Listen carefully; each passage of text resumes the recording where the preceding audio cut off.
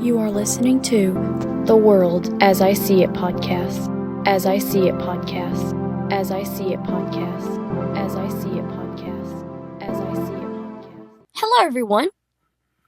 Welcome back to The World As I See It podcast. I am so glad that you are here with me for this week's episode. So last week, we had a really important conversation about the interactions. Specifically, how I cope with the way that people treat me differently because of my blindness. And we talked about that automatic, help mode that people get into and how vital it is to just ask before jumping in.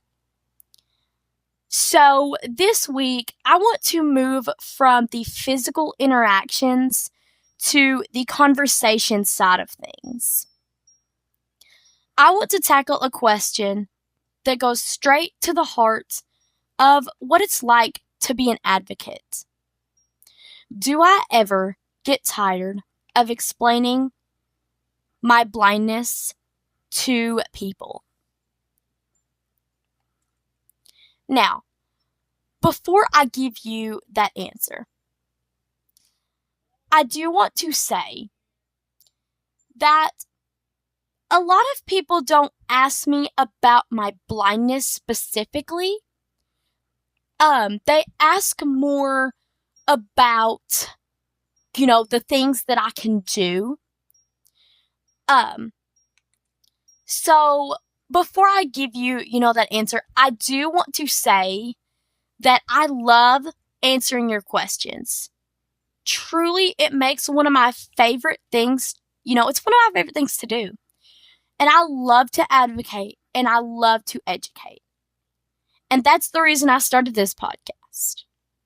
And the reason that I'm so open about my life. It's because I want to bridge the gap between my world and yours. And to show, how I navigate this world that wasn't built with accessibility in mind. So when I answer your questions, it helps you realize that just because I'm blind, I can still do things. And I'm independent, and I am capable, and I am living a full life. And that is why I show up here every single week. But if you want the real, unfiltered, honest answer to whether I ever get tired of the explaining, yes, absolutely, I do. Now, I don't get tired of explaining my actual blindness, like my vision, what I can see, that blindness isn't a spectrum. I don't get tired of that because I don't get asked that all the time.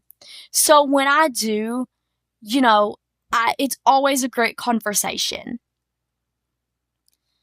So I want to walk you through my reasoning, why sometimes explaining certain questions that I get asked and explaining things that I do that people want to know gets tiring, if that makes sense.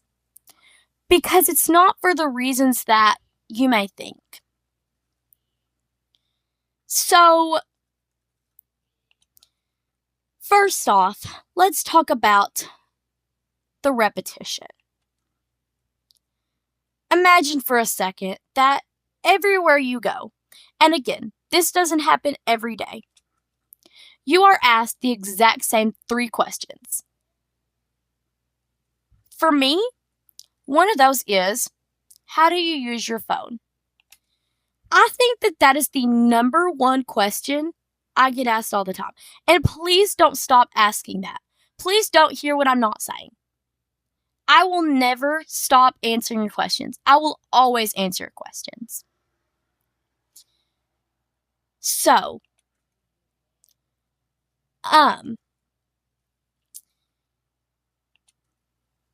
you have to realize that when you're answered the same question hundreds upon hundreds of times, it starts to take a lot of mental energy.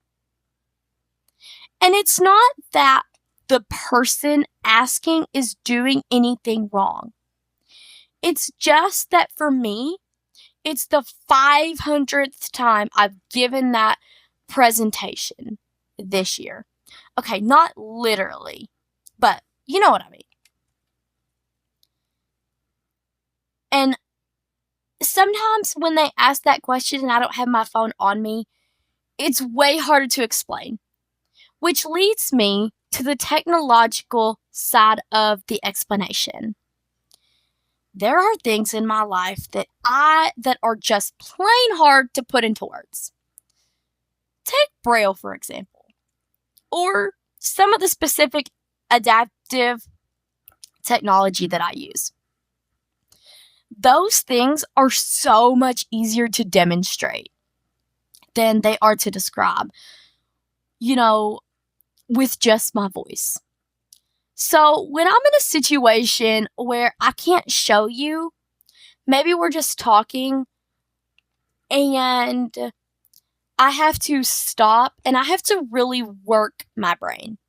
That's why sometimes, if you've ever asked that question, I may say, okay, look up a picture of this technology because I want to show you what it looks like, because that makes it easier for me to explain. And every single time I, get asked this question, I think to myself, how can I make this to where this person can understand it? How can I explain the layout of a Braille cell or the way that a screen reader sounds to a sighted person who has never seen it or heard this before? And trying to translate my non-visual world into a perspective that makes sense it's kind of like a mental workout. It's tiring because I want to make sure that you truly understand it. And finding the right words sometimes can be exhausting.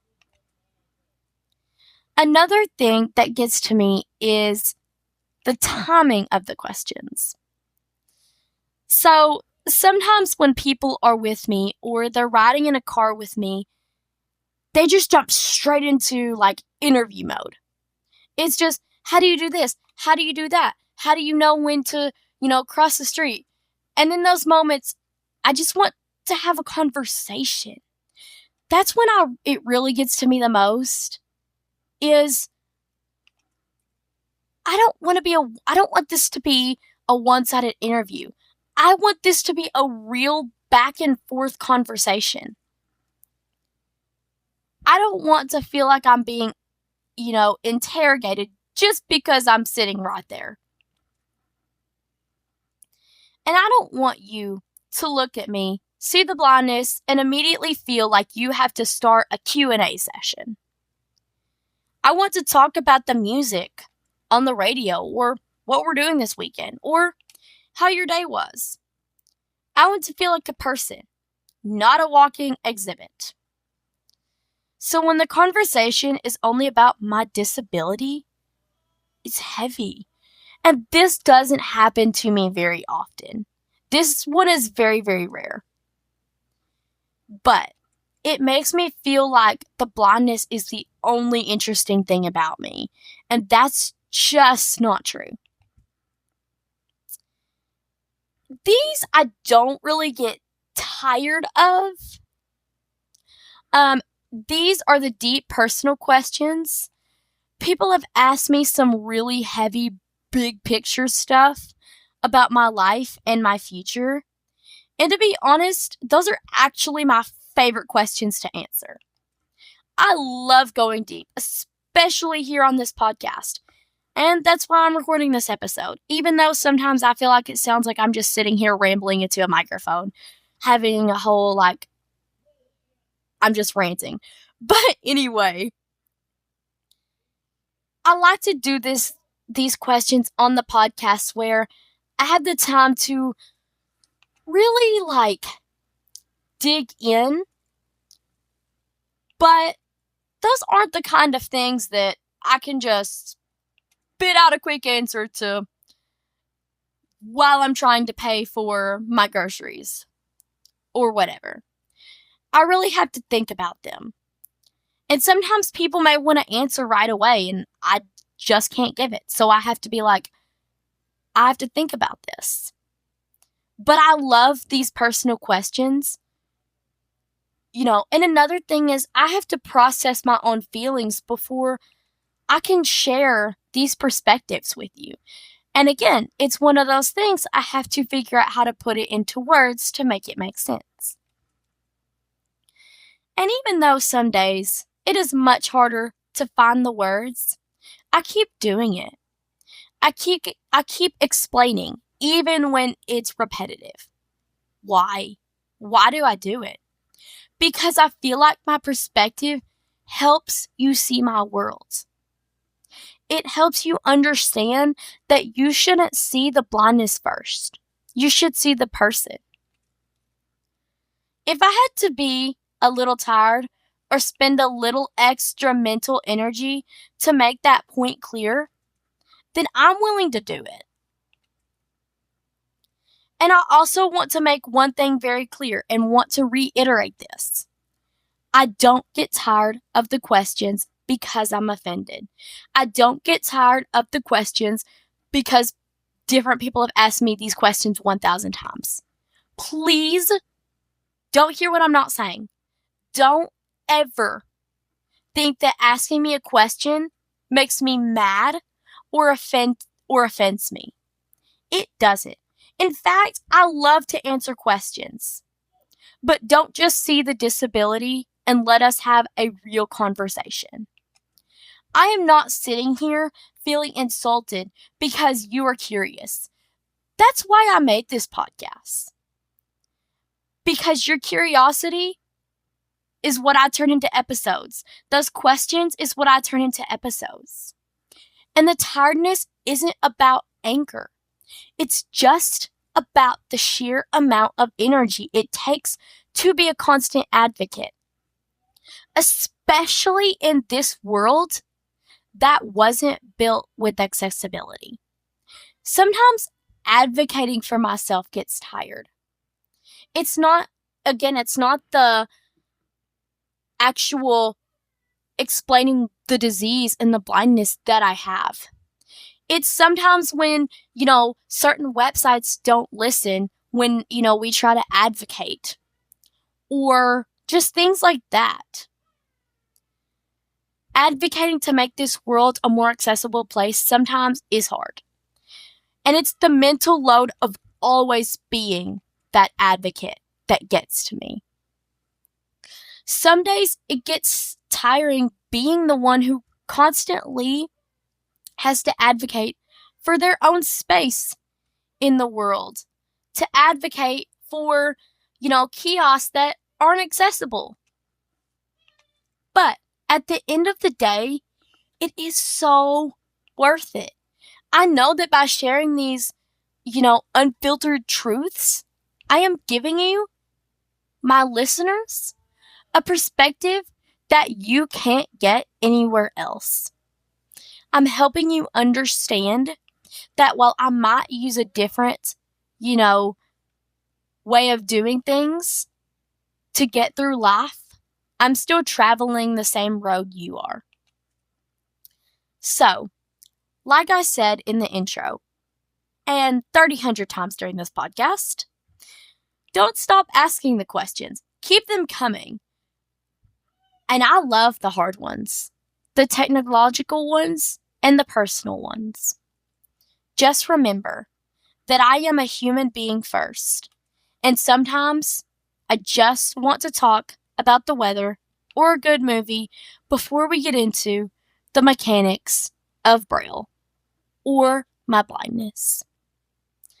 With that being said, if you have any questions, feedback, or ideas for what you want to hear in future episodes, please don't hesitate to reach out. You can comment down below if you are watching on YouTube, or you can send me an email. My email address is theworld asiseeitpodcast@gmail.com.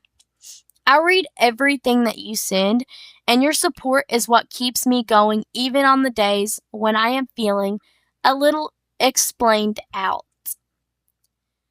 If this episode gave you a new perspective or helped you understand the person behind the disability a little better, please share it.